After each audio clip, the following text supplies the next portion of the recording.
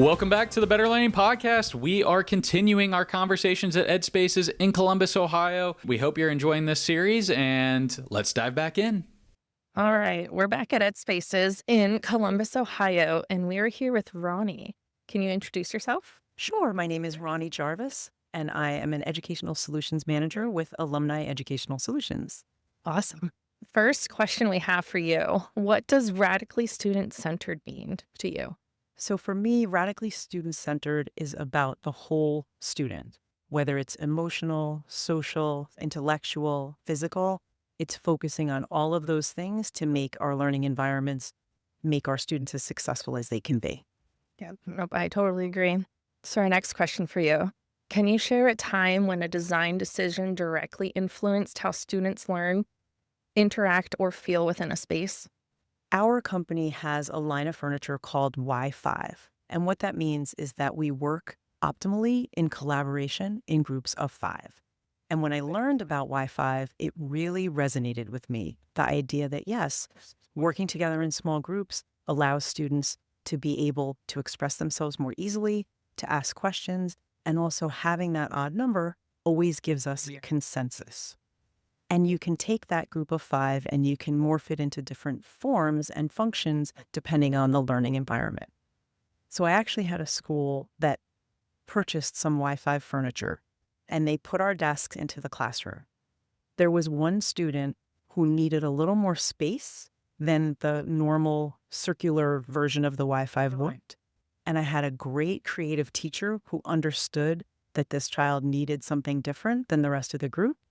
And she took one of the desks out of the pod of 5 and essentially extended it so it was almost like a J shape. So that student had more space so they could function more comfortably in the environment and not feel pressure or discomfort, but they were still part of the conversation. So every student still has a voice and every student still gets to participate and share. And for me, seeing it in action was so impactful and so incredibly validating that what we do on a daily basis really does help students learn better. No, and I totally agree. And we have a story too. I was talking to a manufacturer before, and we go in after install and help our teachers learn how to use the furniture in the classroom in different ways. We show them how to set it up in multiple fashions, how to use it for small groups. We can do it in large groups. And the teacher took that back to her class and she assigned each formation an animal. And so in the morning, she'll decide based off her lesson plans what formation of furniture she wants the desks in or tables. And she'll put that animal up on the whiteboard. And so the kids will come in, they'll see the animal, and they will go get their desks or tables and put them based in that formation that they've learned. And it's so fun for the kids to be interactive with it. They feel like they're doing something, they have a say, and the teacher doesn't have to do it on her own too, moving all the furniture.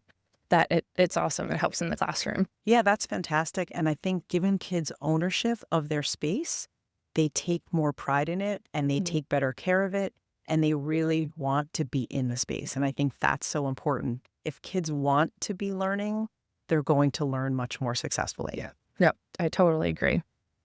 We have one more question for you. How do you see the radically student-centered approach evolving over the next 5 to 10 years? So again, another really good question, and I wish I had a crystal ball so I could see the future. Unfortunately, I don't. But I do think that the idea of radically student-centered is much more popular and much more well-received over the last 10 years. And so I think we're going to continue to head in that direction. My hope is that the joining of EdMarket and A4LE will allow architects, designers, educators, end users, dealers, distributors, manufacturers to all come together to promote that concept. And I think that if each of them individually learns from the other about how that can help students, then I think radically student-centered won't be a novel concept anymore. It will be the standard. Yeah, and I totally agree. And that's something K-12 does too, is our whole goal is getting in early with the architects or GCs just to have those early conversations and helping bring the district's visions to life and their thoughts. We don't go in talking furniture right at first. We go in learning them and how they teach and everything like that.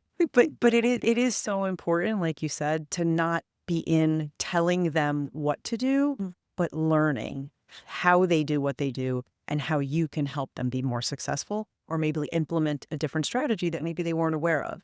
So I love what you guys do. I think it's fantastic and I totally support it. Yeah, no, we appreciate that. Well, I wanted to say thank you for coming on here with me today and chatting a little bit. My pleasure. It was great. Thank you for having me. Yeah, thank you. Thanks for joining us for this special EdSpaces edition of the Better Learning Podcast. We hope today's conversation sparked new ideas and reminded you just how powerful student-centered learning environments can be. If you enjoyed this episode, be sure to follow the podcast and share it with someone who's passionate about improving education. And as always, keep pushing forward, keep rethinking what's possible, and keep making learning better, one space at a time. We'll see you in the next episode.